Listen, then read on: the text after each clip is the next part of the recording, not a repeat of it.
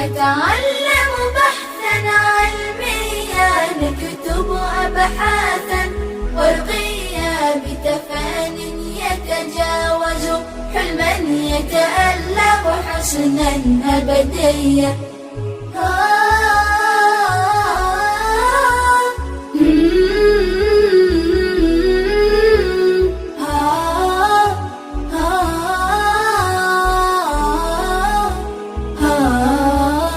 أدركنا قيمة روعتنا بالعلم فلبينا الوحي، من أجل الله تطوعنا وعزمنا أن نحسن سعيا.